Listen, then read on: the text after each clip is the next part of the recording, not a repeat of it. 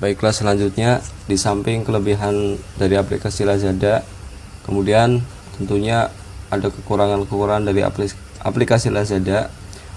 Yang pertama adalah konfirmasi pembayaran yang agak lama, di mana banyak mengeluhkan para konsumen ketika telah melakukan pembayaran, maka dari aplikasi Lazada itu lama untuk konfirmasinya, sehingga sebagai konsumen atau pengguna merasa was-was apa yang terjadi dengan pembayarannya, apakah sudah diverifikasi atau diterima oleh Lazada atau penjualnya. Tetapi di sini mereka mengeluhkan bahwa konfirmasi pembayaran di Lazada itu agak lama.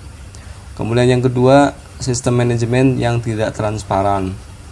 Berarti masih ada sistem-sistem yang belum terbuka ataupun transparan kepada para penggunanya, sehingga hal ini akan memberikan sedikit keluhan dari para pengguna Lazada. Kemudian yang ketiga adalah customer service tidak 24 jam, di mana Lazada memberikan pelayanan customer service 24 jam, tetapi pada kenyataannya ketika malam hari sering mengeluhkan para pengguna bahwa kontak Lazada itu tidak merespon sampai pagi hari, sehingga ini menjadi PR Lazada. Apa-apa fitur apa yang disediakan hendaknya diberikan semaksimal mungkin kepada para penggunanya. Kemudian fasilitas COD di Lazada yang masih terbatas. Fasilitas COD tentunya berpengaruh atau dipengaruhi oleh batas wilayah. Di sini Lazada masih memberikan fasilitas COD masih di area Jabodetabek. Untuk wilayah di luar Jabodetabek masih menggunakan jasa kurir, sehingga ini perlu dikembangkan untuk lebih memudahkan ataupun memberikan kenyamanan bagi para konsumen yang ingin melakukan pembayaran dengan cash on delivery atau COD.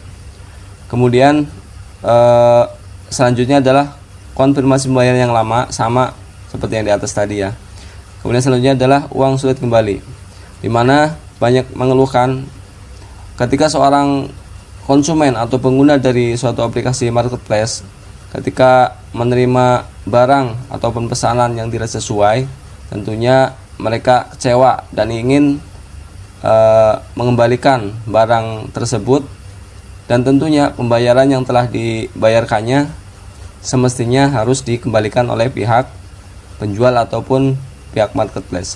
Nah, di sini banyak dikeluhkan oleh para pengguna bahwa ketika ada komplainan ataupun barang retur sehingga membutuhkan pengembalian uang, di aplikasi Lazada ini masih agak susah, masih berbelit-belit birokrasinya, sehingga memberikan ketidaknyamanan bagi para pelanggan Lazada ketika mengalami hal tersebut.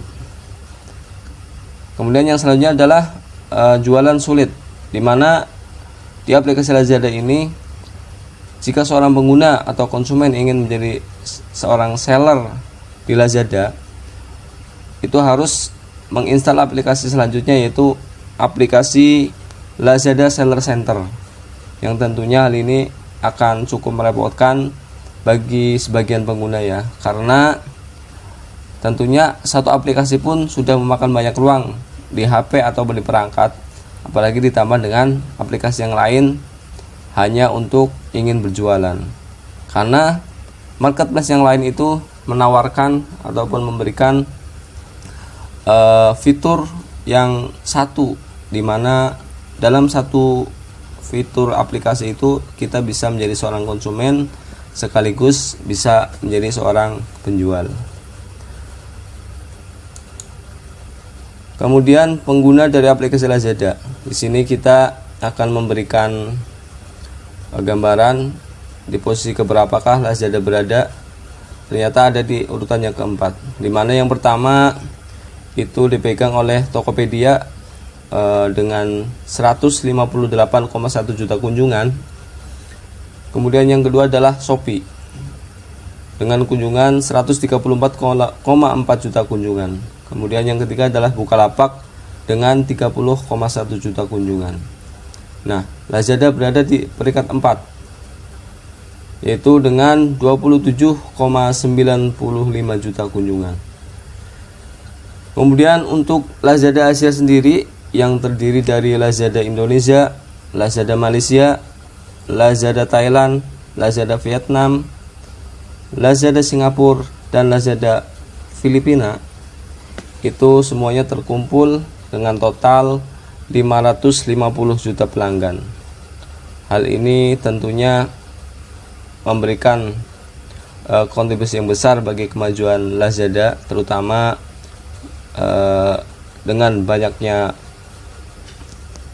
marketplace yang beredar, dan mudah-mudahan segala kekurangan di Lazada bisa merubah ataupun diperbaiki sehingga pelayanannya akan lebih baik lagi.